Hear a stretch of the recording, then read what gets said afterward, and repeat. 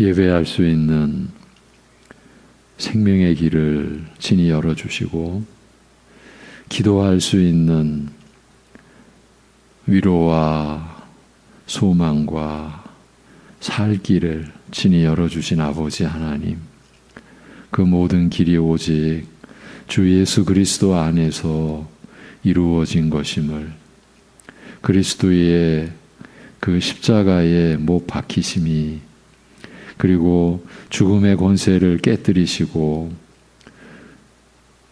승리하시고 부활하심이 우리에게 그 하나의 진리의 길이 되고, 우리로 하여금 그 영원한 생명을 지니도록 하신 그 은혜요 능력이 됨을 오늘도 찬송드리며, 우리가 그 은혜를 또 기억하고 또 우리가 그 은혜로 살고 있음을 이렇게 고백하며 찬송을 드리게 하여 주시니 감사합니다. 하나님 아버지, 그러기에 우리의 삶이 그 연륜이 더해 갈수록 바울 사도가 그 믿음과 삶에 우리의 본이 된 것 같이 우리 또한 오직 그리스도를 알고자, 그리스도의 고난과 그리스도의 부활을 더 알고 체험코자, 그리하여 날마다 우리 또한 부활의 생명을 경험하며 살고자 하는 그 일념을 우리로 하여금 온전히 가지고 살아가게 하여 주옵소서. 하나님 아버지, 때로는 육신의 일이 너무 잘 돼서 주님을 잃어버린 채 살기도 했었고, 때로는 육신의 상황이 너무 어려워서 오히려 그 고난의 어두움에 갇혀서 주님을 구하지 못하고 부르지 못했던 그런 경험들을 우리가 가지고 있습니다. 그러한 우리를 긍휼히 여겨주시고 기어코 그리스도의 십자가 앞으로 우리를 또 불러내 주시는 하나님의 그 열심과 인자하심으로 인하여 오늘까지 여기까지 우리가 온 줄로 알고, 오늘도 하나님을 예배하며 우리에게 들려주시는 생명의 말씀으로 하나님의 사랑과 그리스도의 은혜를 또 깨닫고 또 믿음 안에 취하고, 그리하여 우리에게 주어진 육신의 삶을 그 하나님의 지혜와 능력으로 감당코자 하오니, 오늘 이 시간도 말씀의 역사를 우리 안에 허락하시고 우리가 살아가는 것이 그 말씀을 경험하는 삶이 되게 하여 주시옵소서. 그저 우리의 육신의 주관과 내 생각과 내 경험으로 살지 않게 하시고, 우리를 살리신 말씀, 또 살리는 말씀으로 우리가 살고자 하는 믿음의 중심이 확고하게 되도록 역사하여 주시옵소서. 오늘의 모든 말씀을 주님께 의탁하오며 우리 주 예수 그리스도의 이름으로 기도하옵나이다. 아멘. 누가복음 11장 29절에서 32절, 누가복음 11장 29절에서 32절. 요나의 표적 밖에는 보일 표적이 없나니, 이 제목입니다. 요나의 표적 밖에는 보일 표적이 없나니, 이 제목으로 누가복음 11장 29절에서 32절 본문입니다. 무리가 모였을 때에 예수께서 말씀하시되, 이 세대는 악한 세대라. 표적을 구하되 요나의 표적 밖에는 보일 표적이 없나니, 요나가 니느웨 사람들에게 표적이 됨과 같이 인자도 이 세대에 그러하리라. 심판 때에 남방 여왕이 일어나 이 세대 사람을 정죄하리니, 이는 그가 솔로몬의 지혜로운 말을 들으려고 땅 끝에서 왔음이거니와 솔로몬보다 더 큰 이가 여기 있으며. 우리 32절 다 같이 읽겠습니다. 심판 때에 니느웨 사람들이 일어나 이 세대 사람을 정죄하리니 이는 그들이 요나의 전도를 듣고 회개하였음이거니와 요나보다 더 큰 이가 여기 있느니라. 아멘.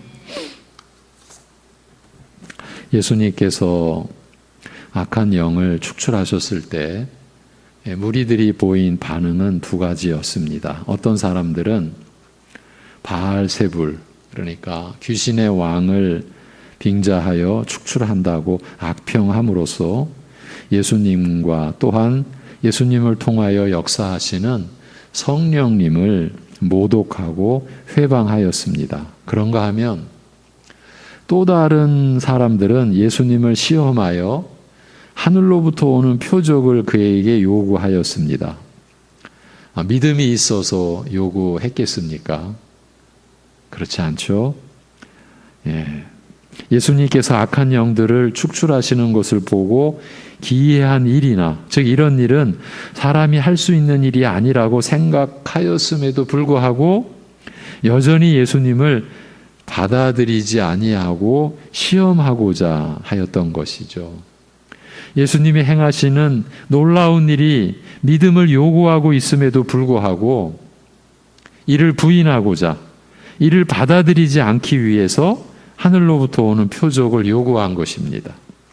좀 더 확실한 표적, 당신의 신분을 증명할 확실한 증거, 이것은 하늘로부터 하나님께서 친히 당신의 신분을 증명하는 것이라고 인정할 수밖에 없는 그 표적, 도저히 부인할 수 없는 증거를 나타내 보이라고 요구한 것입니다. 이들은 예수님을 믿기 위해서가 아니라 부인하기 위해, 예수님께서 보이신 표적을 부정하기 위해서 또 다른 표적을 요구한 것입니다. 이제 이들의 마음의 생각과 의도를 아시는 주님께서는 이들을 가리켜 이 세대는 악한 세대라고 말씀하셨습니다. 예수님께서 마귀의 일을 멸하시고 사람을 구원하시는 분이심을 많은 표적을 통하여 나타내어 보여도 어찌하든지 예수님을 부인하기 위하여 또 다른 더 확실한 표적을 보이라 하는가 하면, 심지어 저 일은 마귀의 힘을 빌려 행하는 것이라 하여 예수님뿐 아니라 예수님을 통하여 역사하시는 성령님을 모독하고 회방하는 일도 서슴지 않음을 보시고 하신 말씀입니다. 여러분, 더 확실한 표적을 보이라.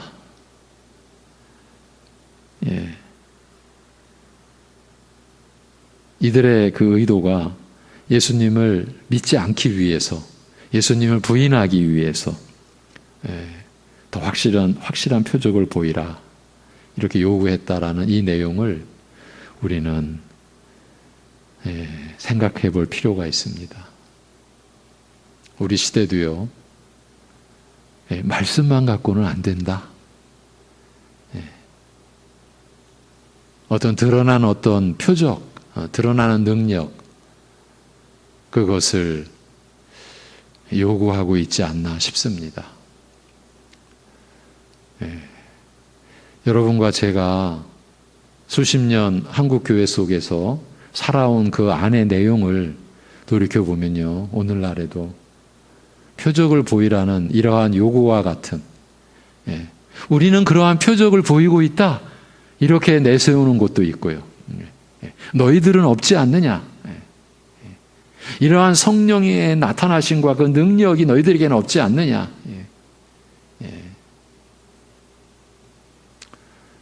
제가 금요기도회 때 내일 모레 이 부분에 대해서 제가 짧게, 그러나 핵심은 제가 좀 안내해 드리려고 합니다. 전혀 엉뚱한 짓을 하고 있는 거죠. 우리 교회 안에 여러 가지 현상을 보면 지금도 복음만 갖고는 부족하지 않아? 그 복음을 나타낼 어떤 표적, 어떤 능력의 나타남이 있어야 되는 것 아니야? 그거를 제시하는 그런 무리들도 있고, 또 그것을 쫓고 추구하는 많은 교인들이 있는 것 같습니다. 네. 다시 이제 본문으로 돌아와서 그들에게 임한 천국을 스스로 부정하고 거부하는 이들에게 사실 무서운 일이 지금 벌어지고 있는 거예요. 지금 저들에게 임한 천국을 저들은 스스로 부정하고 거부하고 있는 거죠. 그러한 이들에게 또 이렇게 말씀하셨습니다. 이 세대가 표적을 요구하나 오직 요나의 표적이 저들에게 주어지리라고 하셨습니다. 이 말씀을 더 자세히 설명하시기를 요나가 니느웨 사람들에게 표적이 되었듯이 인자는 예수님을 가리키시죠. 이 세대에게 표적이 되리라고 하셨습니다. 말하자면 예수님께서 이 세대를 향해 갖는 표적적 의의는 요나 선지자가 당시 니느웨 사람들에 대해서 가졌던 것과 동일하다라는 말씀입니다. 예수님과 요나 선지자는 각각 이 세대와 옛날의 니느웨 백성들에게 같은 의미, 같은 표적, 같은 의미를 던져주는 인물이라는 그런 말씀입니다. 이 요나의 표적이라고 하는 이 예수님의 이 말씀의 그 의미를 오늘 우리가 성령님 안에서 잘 우리가 이해하고 깨닫기를 바랍니다. 우리가 잘 아는 대로 요나는 이스라엘의 선지자로서 니느웨로 가라는 하나님의 명령을 거부하고 다시스로 도망했던 사람입니다. 하나님께서 요나에게 이르시기를 너는 일어나 큰 성 니느웨로 가서 그들의 죄악이 내 앞에 상달했다, 도달했다, 이르렀다, 이런 의미입니다. 상달하였다고 외치라고 하셨습니다. 표면적으로는 이방의 죄악을 증거하라, 책망하고 정죄하라는 명령이지만 요나는 그 이면에 이방을 향한 하나님의 관심과 사랑이 있음을 감지하였습니다. 요나는 이것이 싫어서 하나님께서 이방을 긍휼히 여기시는 것이 싫어서 다시스로 도망하였다고 스스로 고백하고 있습니다. 요나의 이러한 태도를 이해하기 위해서는 당시 이스라엘의 사정에 대하여 어느 정도 알 필요가 있습니다. 이 사건이 요나의 생애에서 어느 시점에서 발생했는지 정확히 말하기는 어려우나 어쨌든 요나는 이스라엘이 주변 나라, 특히 북동쪽 아람 왕국에 의해 철저히 짓밟히고 유린당하던 역사를 경험한 사람이었습니다. 하나님께서 이스라엘의 죄악을 징벌하시기 위해 열국을 들어 심판하셨기 때문이었습니다. 그러니까 아람도 하나님이 들어 쓰신 심판의 막대기였었죠. 그러나 혹독한 심판으로 피폐한 이스라엘을 하나님께서는 또한 불쌍히 여기사 주변 나라의 지배로부터 벗어나게 하시고 한동안 외부적으로 크게 강성하며 풍족하게 하셨습니다. 하나님께서는 바로 이 일을 선지자 요나를 통하여 예언하셨습니다. 열왕기 하하의 기록입니다. 14장.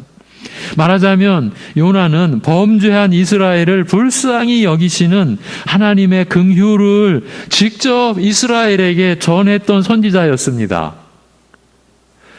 요나가 니느웨로 가라는 명령을 이 일 이전에 받았는지 아니면 그 후에 받았는지 확실하게 말할 수는 없으나 적어도 요나는 이스라엘의 비참한 심판의 역사를 직접 경험하였으며 또한 이러한 이스라엘을 불쌍히 여기시는 하나님의 긍휼을 직접 선포했던 만큼 그는 이스라엘에 대하여 특별한 애착을 가졌으리라 우리가 충분히 짐작할 수 있죠. 하나님의 그 심판의 역사, 그 심판을 당하는 역사는 비참한 역사죠. 그걸 직접 경험했고 또 그 범죄한 이스라엘을 불쌍히 여기시는 하나님의 긍휼을 직접 선포했던 선지자인 거죠. 그러니까 심판도 알고 긍휼도 경험한 선지자였어요. 이러한 요나에게 니느웨로 가라는 명령이 주어졌습니다. 니느웨는 당시에 그리고 앞으로도 이스라엘의 운명에 큰 영향을 미칠 강력한 제국 아수르의 큰 도성이었습니다. 이제 어떤 이들은 오늘날로 말하면 수도 같지 않았을까 그렇게 말하기도 합니다. 북이스라엘은 나중에 바로 이 아수르에 의해 결국 망하게 됩니다. 북이스라엘은. 남유다는 바벨론 제국에 의해서 망하게 되죠. 이러한 니느웨에 가서 그들의 죄악이 하나님 앞에 상달하였다고 외치라는 명령을 받은 것입니다. 그런데 만일 이 명령의 진정한 의도가 니느웨를 그 죄악대로 처벌하여 망하게 하시려는 것이었다면 요나는 어쩌면 기뻐하면서 갔을지 모릅니다. 그랬을 것입니다. 사실 심판을 선포하는데 이게 여러분 너희들 망한다 이 얘기를 하는 게 얼마나 사실은 어려운 사역 아닙니까? 여러분 그 이사야 선지자도 그렇고요, 예레미야 이 선지자들의 사역은 지금 우리가 지금 거의 예측 불가능한 어려운 상황이에요. 그런 가운데서 하나님의 보내심을 받아서 하나님의 말씀을 전한 것이죠. 근데 요나도 망하게 하시는구나 그걸 감지했다면 어쨌든 내적으로는 기뻐하였을 것입니다. 그렇지 망해야지 이 왼수 나라 이런 식으로요. 그러나 요나는 하나님의 성품을 잘 아는 선지자였습니다. 하나님은 은혜로우시며 자비로우시며 노하기를 더디하시며 인애가 크시사 뜻을 돌이켜 재앙을 내리지 않으시는 분이심을 잘 아는 선지자였습니다. 요나는 이스라엘이 범죄하였음에도 불구하고 그들을 아람의 손에서 구원하신 역사를 통해서 하나님의 이러한 긍휼을 이미 경험한 바가 있었습니다. 참 자신이 또 그 하나님의 그 말씀을 전했고요. 이런 하나님께서 굳이 이스라엘의 선지자를 보내어 니느웨에게 그 죄악을 고하라고 하신 명령에서 요나는 하나님께서 단순히 니느웨를 정죄하시고 멸망시키시기 위해 자기를 보내시는 것이 아니다. 이건 아니다. 이걸 직감했던 거죠. 참으로 멸망시킬 작정이면 아무 말 없이 멸망시키면 될 일인데도 불구하고 굳이 이스라엘의 선지자를 보내어 그들의 죄악을 증거하게 하신 것은 하나님의 어떤 깊은 의도가 있기 때문일 것이라고 생각한 것입니다. 선지자 요나는 그에게 니느웨로 가라 하시는 하나님의 명령에서 이방을 향한 하나님의 관심, 하나님의 긍휼을 감지했던 거예요. 예나 지금이나 이스라엘을 위협하였으며 앞으로는 결국 이스라엘을 망하게 할 아수르라 할지라도 큰 도성 니느웨의 많은 백성이 죄악 중에 망하는 것을 안타까워하시고 그들에게 이스라엘의 선지자를 보내어 구원하고자 하시는 하나님의 선한 뜻을 감지한 것이에요. 하나님의 성품을 알았기 때문이죠. 이 요나 선지자가. 그러나 요나는 도저히 이러한 하나님의 뜻을 받아들일 수가 없어서 내가 어찌 이스라엘을 죽일 원수를 위해 선지자 노릇하랴 하고서 하나님을 피하여 다시스로 니느웨와 반대 방향 쪽으로 도망한 것입니다. 그래서 이 요나의 이 도망, 이 요나의 이 하나님의 뜻에 대한 그 거부, 불순종을 이렇게 보기도 하죠. 이스라엘의 역사를 대변한 선지자. 이제 왜 그렇게까지 볼 수 있느냐 하는 것이 이제 지금부터의 내용입니다. 그러나 요나의 이러한 태도는 그가 이스라엘의 존재 목적, 여러분, 교회가 이 땅에 존재하는 목적, 여러분 신자로서 그리스도를 믿음으로 이 땅을 살게 하신 하나님의 의도, 여러분의 존재 목적 다 관련이 됩니다. 이스라엘의 존재 목적, 곧 하나님께서 이스라엘을 택하여 자기 백성으로 삼으신 목적을 제대로 이해하지 못하였기 때문이었어요. 하나님께서 이스라엘의 조상 아브라함을 부르실 때 땅의 모든 족속이 너를 인하여 축복을 받으리라고 하심으로써 이스라엘은 결코 이스라엘 자신만을 위한 닫혀있는 나라, 폐쇄적이고 그런 소극적인 나라가 아니요. 오히려 모든 나라와 족속이, 온 열방이 이스라엘의 축복에 참여하도록 열려있는 나라임을 분명히 하셨습니다. 이 창세기 12장 아브라함과의 언약, 거기 그 내용의 핵심이잖아요. 더 적극적으로 말한다면 이스라엘은 이방의 빛이라, 곧 이방을 향해 하나님의 긍휼과 은혜를 증거하는 빛이었습니다. 여러분, 신자된 여러분을 빛이라 소금이라 그렇게 살라라고 하신 그 말씀 기억하시죠? 이런 내용인 거예요. 이방을 향해 하나님의 긍휼과 하나님의 그 사랑과 그 은혜를 증거하는 빛이라. 그리하여 하나님께서는 이스라엘을 애굽에서 구원하여 신의 산으로 부르신 다음 그들을 향하여 너희는 제사장 나라가 되리라 이렇게 선언하신 것이에요. 모든 나라와 민족들 가운데서 제사장의 역할을 하는 나라가 되게 하리라 이렇게 말씀하신 거예요. 우리가 주일날 보는 베드로전서에서 베드로 사도가 바로 이 진술을 하죠. 교회와 신자된 여러분을 향해서 제사장 나라라고요. 요나가 니느웨로 가기를 거부한 것은 이스라엘의 이러한 본래의 역할과 사명을 망각하고 부인한 행동이었습니다. 이스라엘이라는 나라가 세워질 때 그 언약을 받은 아브라함에게 주신 언약이 바로 이 내용이었거든요. 그러니까 이 사명을 망각했다, 이해하지 못했다라는 것은 이스라엘의 이 땅에 있는 그 목적, 그 기반, 뿌리, 그거부터 지금 부정하고 나온 거죠. 결코 작은 일이 아니죠.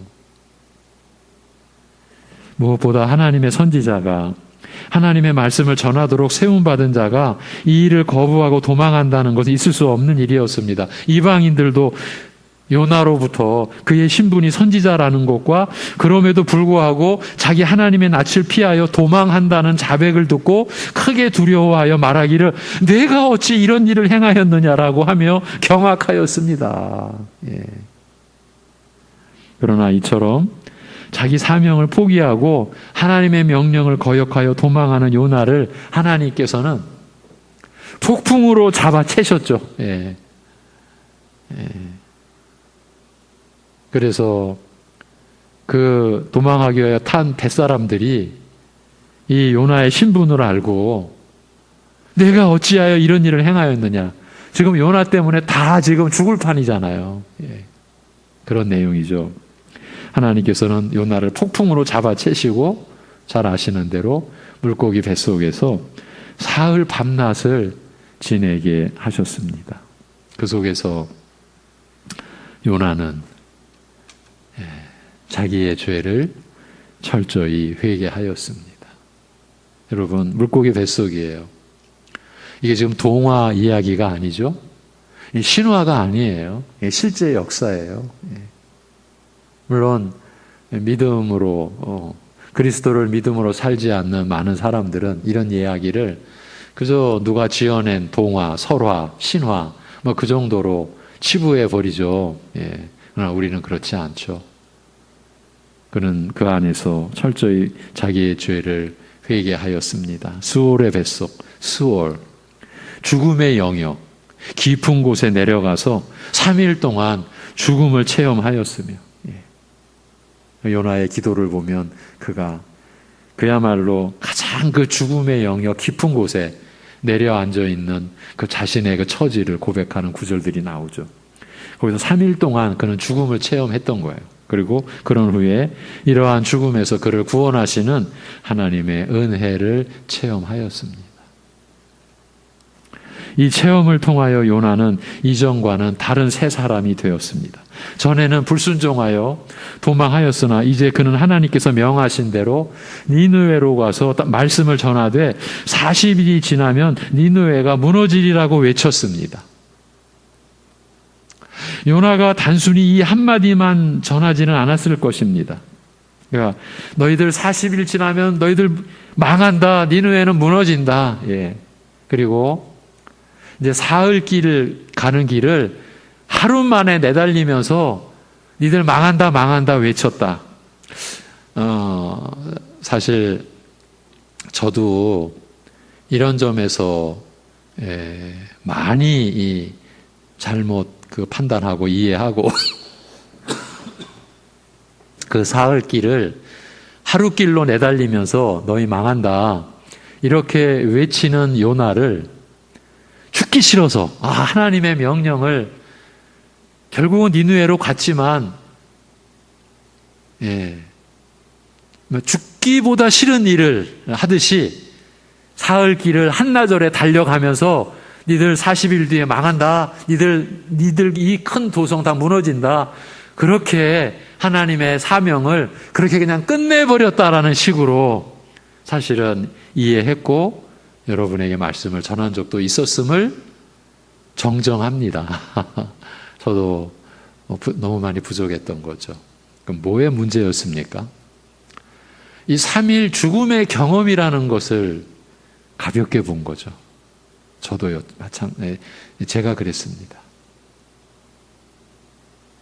그러니까 결국 하나님의 명령을 따라서 니느웨로 가가지고 사흘길 되는 그 큰 도성길을 한나절에 내달리면서 결국은 정말 죽기보다 싫은 그 말, 니들 망한다. 니들 너희들의 죄악으로 40일 뒤에 모두 무너진다. 끝난다. 멸망한다.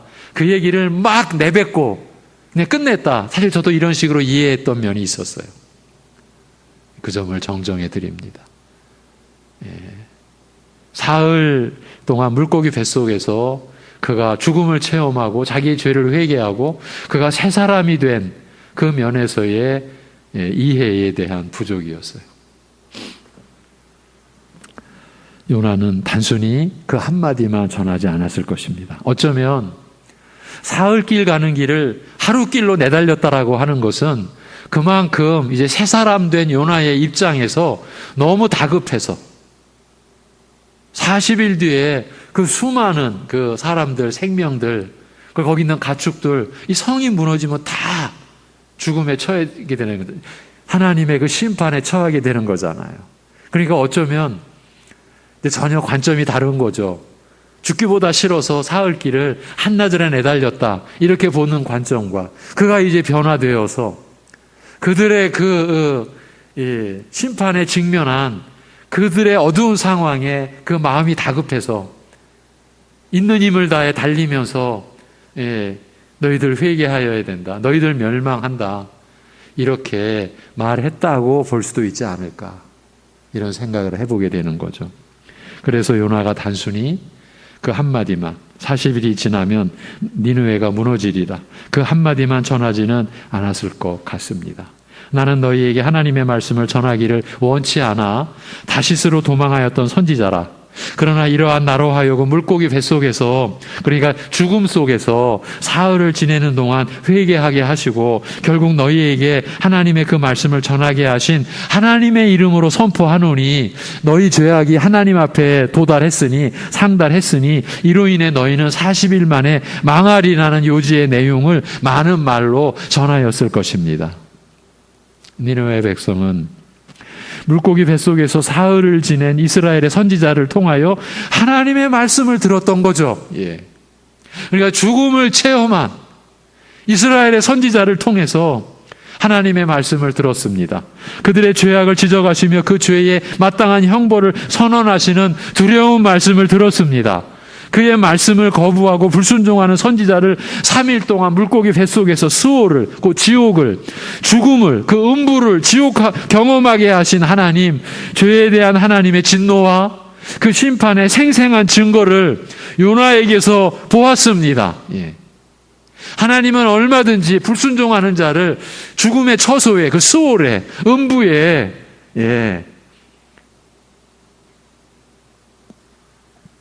내려보내실 수 있는 그러한 분이심을, 죽음에 거하게 하실 수 있는 분임을 보았던 거죠. 그러나 그들은 동시에 요나에게서 어떤 긍정적인 또 하나의 가능성도 보았습니다. 왜? 요나가 살아서 자기들 앞에서 그 하나님의 자신으로 하여금 체험케 하신 하나님의 역사를 지금 증거하고 있잖아요.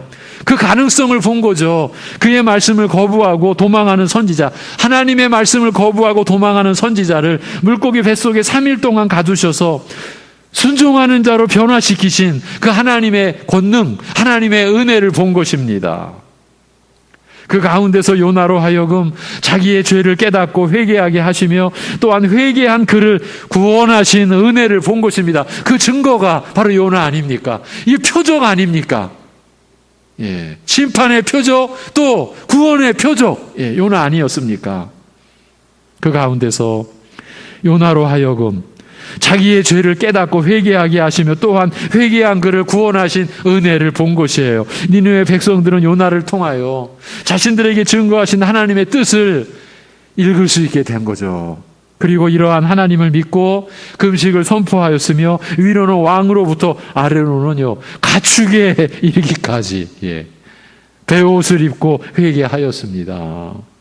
우리가 악에서 돌이켜 회개하면 하나님께서도 그 뜻을 돌이켜 재앙을 내리지 아니하시리라는 믿음으로, 하나님의 긍휼을 바라고 신뢰하는 믿음으로 하나님께 부르짖었던 것이죠.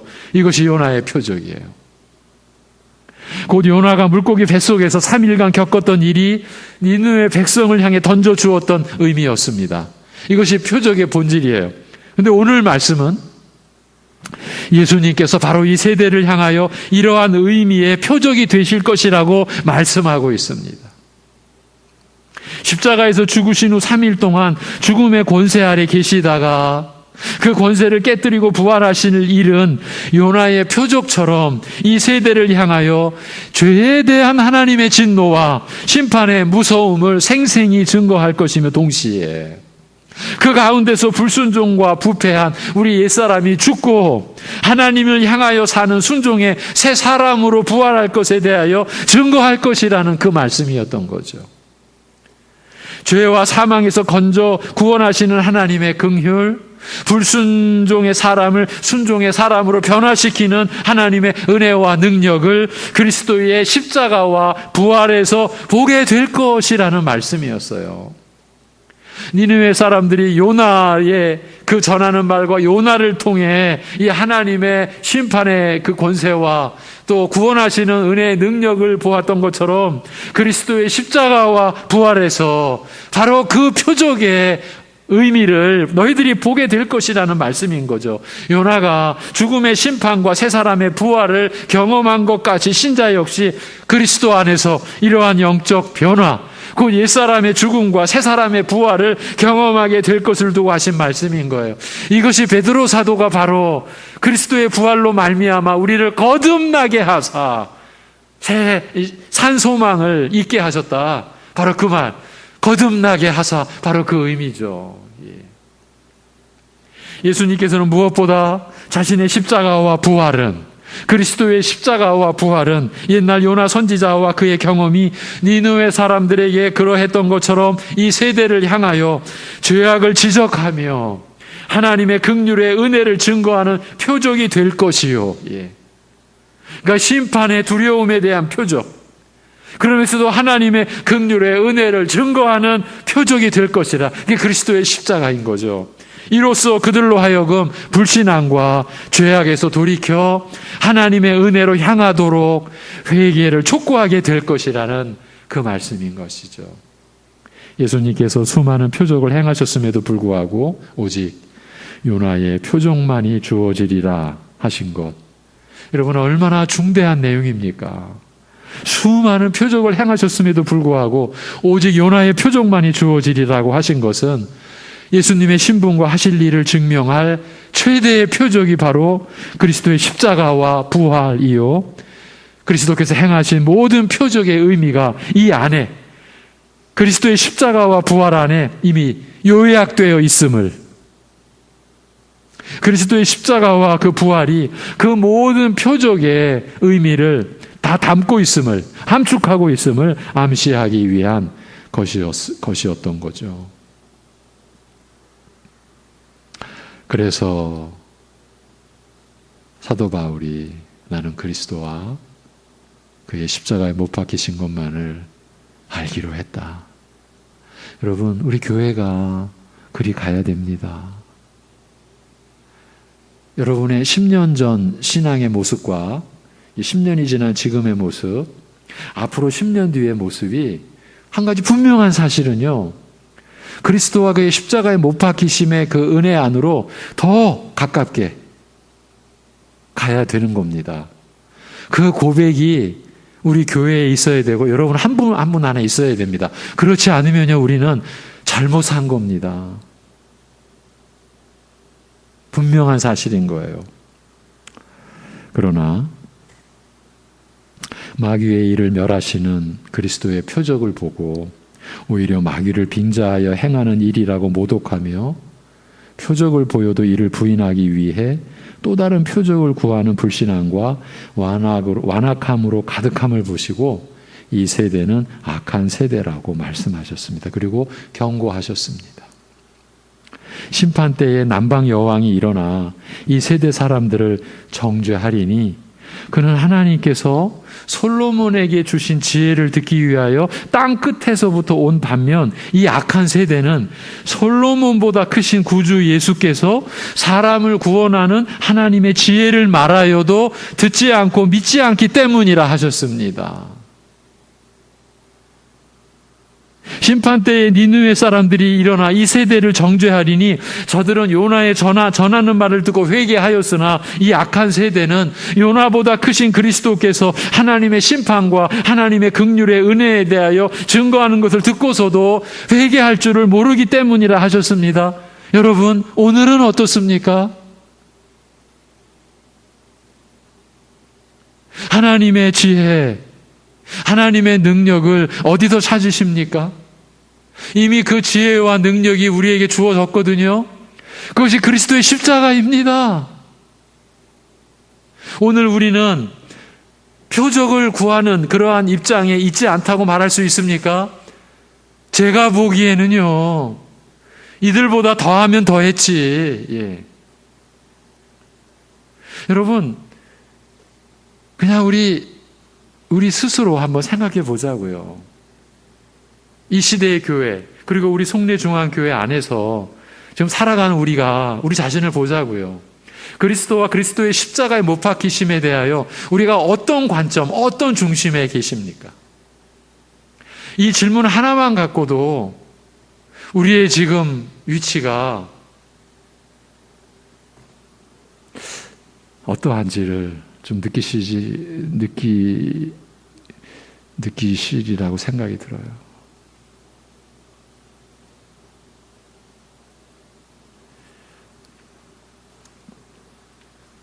요즘에 제가 주일이든 새벽이든 수요 예배든 금요 기도회든 말씀을 전하는 가운데 여러분에게 계속 강조해 드리는 어떤 면이 있습니다. 하나님의 은혜를 경험하시기를 여러분에게 간절히 전하고 있어요. 하나님의 은혜를 경험하는 삶이어야 되는 거예요. 하나님의 말씀을 경험하며 살아가셔야 되는 거예요. 네. 여러분들의 생애에서 맺는 열매는 다른 열매가 아니라 이 말씀이 여러분 안에서 뿌리를 내려서 그 말씀이 맺는 열매로 여러분이 하나님께 기쁨이 되시고 영광이 되시기를 이 하나님의 뜻이거든요. 그래서 여러분에게 그 말씀을 전하는 거예요. 골자는요, 그리스도의 십자가의 은혜를 우리가 누려야 돼요. 우리가 이 은혜에서 많이 벗어나 있기 때문에 어쩌면 우리는 다른 은혜를 자꾸 찾고 구하는 것인지도 몰라요. 그런데 하나님의 말씀은 우리가 가는 길하고는 달라요. 그리스도께서 하신 말씀, 그리고 그리스도의 복음을 우리에게 풀어주는 사도들의 그 서신에서의 우리에게 주어진 하나님의 말씀은 결국은 그리스도에게로 우리를 모아가는 거예요. 그리고 성령께서 하시는 일이 바로 그 역사고요. 그리고 그리스도께서 십자가에 못 박히시고 사흘 만에 부활하신 그 은혜를, 여러분 그 은혜를 구하셔야 돼요. 그러니까 우리가 모두 누리는 그 은혜가 그 은혜 안에서 우리에게 주어져서 우리가 누려져야 되는 거예요. 결국은 우리의 신앙의 연륜이 쌓여갈수록 우리는 더 바울 사도가 말한 것처럼 내가 그리스도를 얻고 그 안에서 발견되고자, 그래서 내가 그리스도를 알고 그리스도의 고난, 그리스도의 부활의 권능, 이것을 오직 알고자 우리도 그래야 되는 거죠. 그러한 중심에서 이 하나님의 지혜, 이 하나님의 능력, 그건 오직 그리스도의 십자가거든요. 이것을 붙들고 여기서 나오는 은혜를, 그러니까 죄에 대하여 하나님이 얼마나 무서운 진노를 하고 계시는가, 그거에 대한 그 십자가를 통해서 깨닫는 그 깨달음을 가지고, 그러한 우리를 불쌍히 여기셔서 그 죄악 가운데서 영원한 심판의 저주 가운데서 우리를 구원하신 하나님의 긍휼, 하나님의 사랑, 그것이 여러분의 삶을 언제나 지탱하고 여러분의 삶을 이끌어 가야 되는 거죠. 거기에 여러분이 처한 모든 현실이 거기다 담겨 있는 거예요. 그 현실이 이러한 하나님의 섭리와 하나님의 뜻과 무관한 게 아니라 바로 그 안에서 하나님은 여러분을 세워가시는 거죠. 어떠한 사람으로? 하나님의 자녀로, 하나님 당신의 자녀로 여러분을 세워가시는 거죠. 그런데 하나님께서 여러분의 그 지금 당한 상황에 대해서 이건 아니고 저건 저거고 그렇게 하시겠습니까? 모든 상황을 다. 그런데 대표적으로 여러분이 어려움을 겪을 때, 환난에 처할 때, 그 환난은 여러 가지예요. 육신으로도 오고 신앙적으로도 오고 관계적으로도 오고, 그 모든 환난 가운데서 하나님은 여러분을 세워가시는 거예요. 그러기 위해서는요, 은혜를 경험해야 되잖아요. 근데 은혜를 경험한다라고 하는 것은 하나님의 말씀을 가볍게 여겨서는 은혜를 경험 못합니다. 결국은 그냥 자기 기준. 그래서 제가 수개월 동안, 새벽 예배 동안, 지난 수개월 동안 자기 믿음은 큰일 납니다. 그러니까 말씀을 벗어나서 그냥 자기 체험, 자기의 어떠한 그 생각에서 자기가 말씀을 조합해가지고 자기 믿음을 갖는 것만큼 두려운 일이 없다. 이단 사이비가 문제가 아니다. 한 교회 안에 한 성도인데 그냥 자기 믿음인 거예요. 그래서 에베소서에서 믿음은 하나다. 주님도 한 분이고 성령도 한 분이고 세례도 하나고 하나님도 한 분이시다. 믿음도 하나다. 교회도 한 몸 하나다. 믿음도 하나다. 근데 왜 제각각이냐? 이게 오늘 우리의 현실인 거예요. 여러분, 이거는 분명한 엄연한 현실이에요. 우리 목사들이 모여서 목회 얘기를 못해요. 왜? 다 다르니까. 이거 정말 큰일 날 일인데 이게 현실이라고요.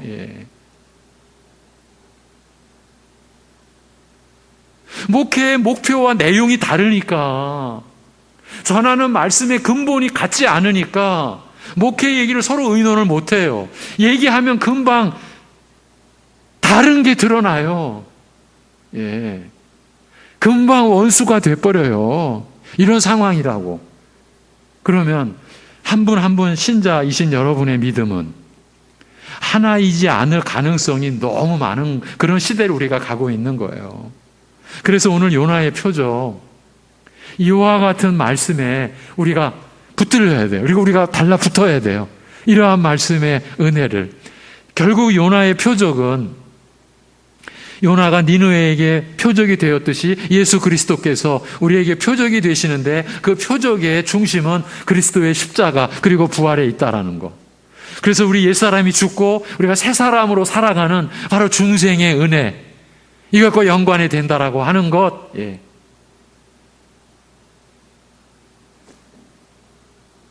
이 중생의 은혜가 우리 안에 믿음으로 받아들여져야 되고요, 이 중생의 은혜가 여러분의 삶 속에서 드러나야 되는 거거든요. 그거를 체험하시라고 하는 말씀인 거예요. 그런데 중생의 의미조차에 대해서도 우리가 모른다면 여러분 어찌하겠습니까? 중생에 대해서 자기 신앙 고백을 할 수 없다면, 거듭남에 대해서 신앙 고백을 해보십시오라고 할 때 스스로가 신자된 여러분이 말할 수 없다면, 그러면 그런 상태에서 내가 중생의 은혜를 경험한다라고 말할 수 있겠습니까? 내 옛사람은 죽고 이제 새 사람으로 요나가 그 죽음의 경험 속에서 회개하고 새 사람이 된 것과 같은 우리 자신의 그러한 경험에 대해서 자기 고백이 있어야 되는 거죠. 그리고 그 고백은 저나 여러분이나 예수 그리스도의 죽으심과 부활의 은혜 안에서 주어지는 것이죠. 그래서 믿음은 둘이 아니라 셋이 아니라 여럿이 아니라 하나라고 말씀하시는 거라고요. 이러한 목표를 가지고 우리가 나아가야 됩니다. 제가 이 시대의 교회가 이렇게 어둡다라고 말하는 건 다른 목적이 아닙니다. 우리 코가 석자입니다. 내 코가 석자입니다.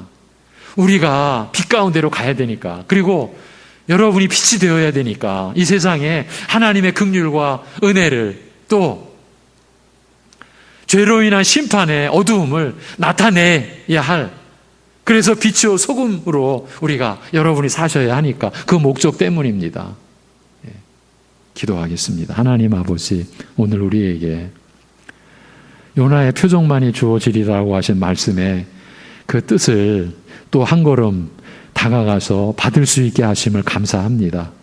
오늘 우리가 그리스도 안에서 받은 바로 그 은혜를, 그리스도의 십자가 안에서 우리에게 주신, 우리의 옛사람은 그리스도와 함께 죄에 대하여 죽고 부활하신 그리스도와 연합하여 우리가 이제 새 생명, 새 본성, 새 사람으로 하나님을 향하여 살게 된 이 새로운 신분에 대한 말씀을 오늘도 우리에게 또 밝혀주시고, 또 우리에게 또 이해할 수 있고 믿음으로 취할 수 있게 하시니 감사합니다. 하나님 아버지, 우리 사랑하는 성도들이 이 말씀을 자기 생명보다 더 귀한 것으로 늘 받고, 이 말씀이 자신 안에서 나타나고 역사하고, 그래서 자신의 삶이 이 말씀을 경험하고 하나님의 은혜를 경험하고, 그래서 내 인생의 열매가 내 육신에 바라는 것으로 열매가 아니라 이 말씀이 맺혀서 나타나는 열매, 그 성령의 열매로 하나님 앞에 영원히 받아들여지는 그 추수의 알곡으로 우리가 하나님 앞에 올려지는 그러한 생각, 그러한 기도, 그러한 관점, 그러한 믿음의 중심에 우리 다 함께 설 수 있도록 인도하여 주옵소서.